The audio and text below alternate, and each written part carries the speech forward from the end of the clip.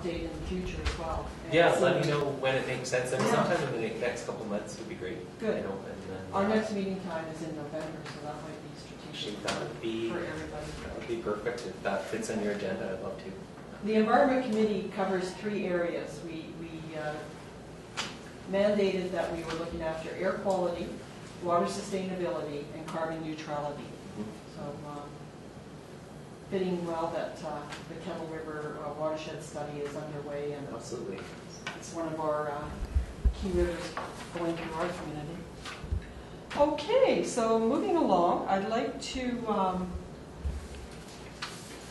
in Chris Moslin's absence, item number 7 here on the agenda, we're looking at the deer count this year. We just did a deer count on Tuesday, September the 18th.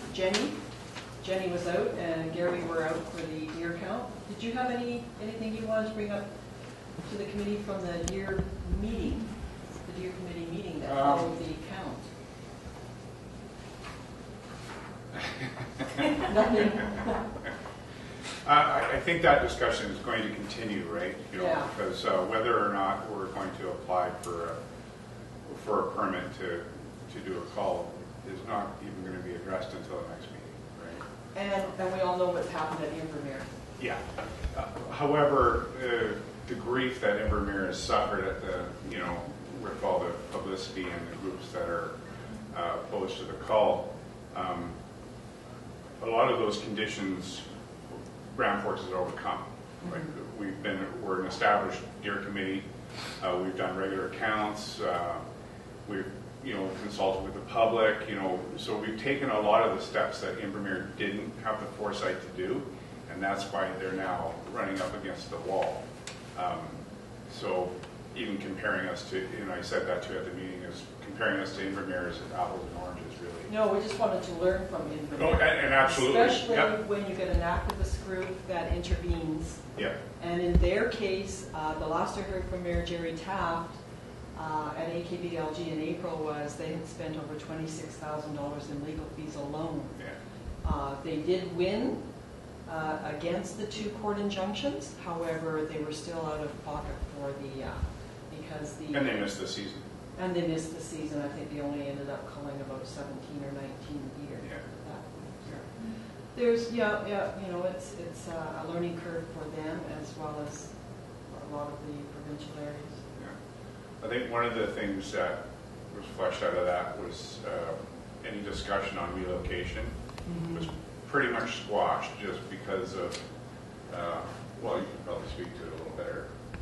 Yeah, and that was one of the things on the list at the beginning as well, the deer committee forming, but it's, and we didn't include those in the public survey, like exact management implications, because there's a lot of misinformation around relocation. Some people might think that it's the nicer thing to do over a call, but really it's pretty brutal for an animal to be relocated, and there's a lot of things to consider.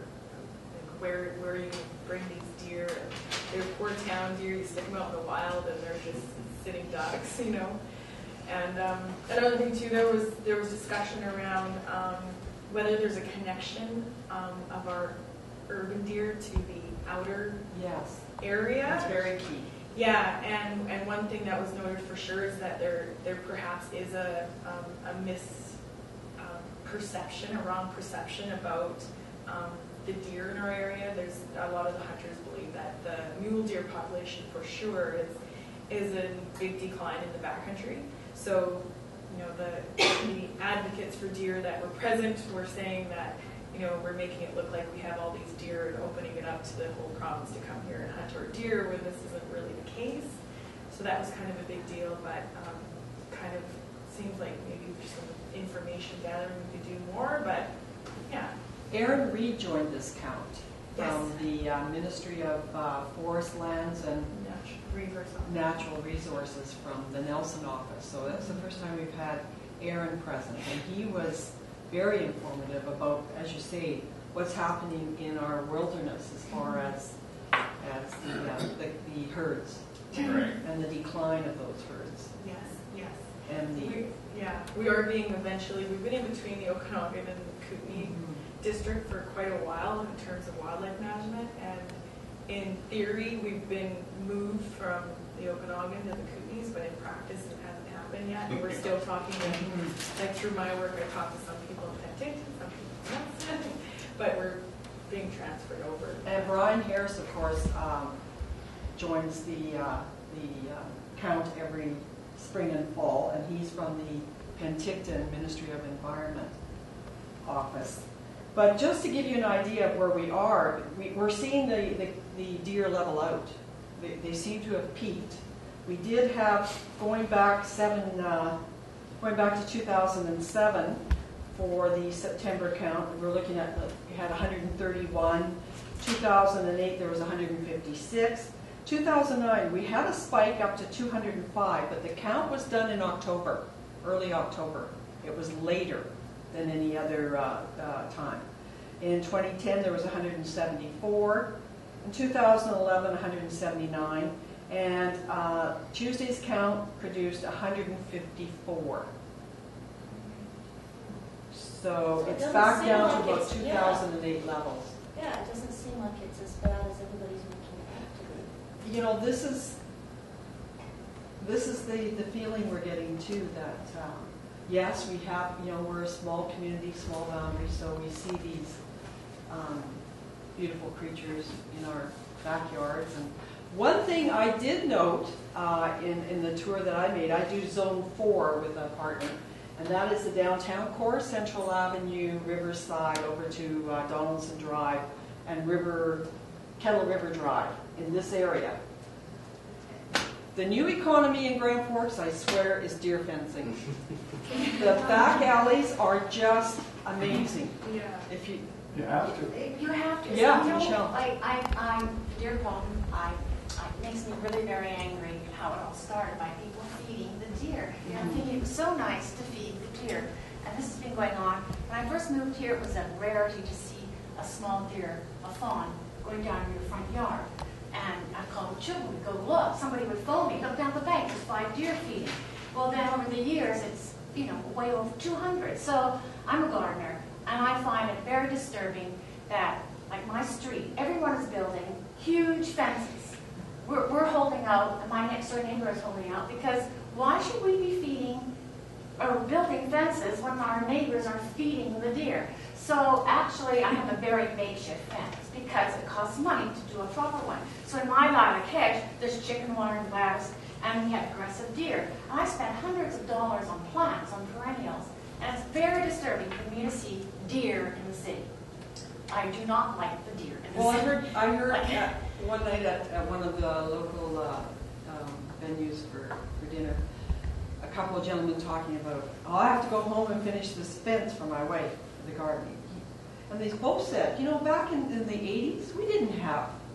But this is what's happened. They're getting fed, and so they've moved into a community. you know, The we're first looking white-tailed ugly. deer, the first white-tailed deer didn't show up in the boundary until the 30s. White-tailed deer follow people, they follow agriculture, they're an edge species, they're called, so they really thrive near us. And yeah, the deer feeding is a big issue, and we talked about maybe doing a bit of a map and mapping out the different areas we count, and then perhaps, we're not sure about privacy issues yet. I got to check with someone in Winnipeg who has done this, but maybe putting dots on where we know there's no feeders, and then most likely you'll have high count there. It's made just to, yeah. Well, when I first moved here, there wasn't hardly any fence within the city limits. It was all very open. The street I live on is 3 blocks from downtown area. No one had fence. It was completely open.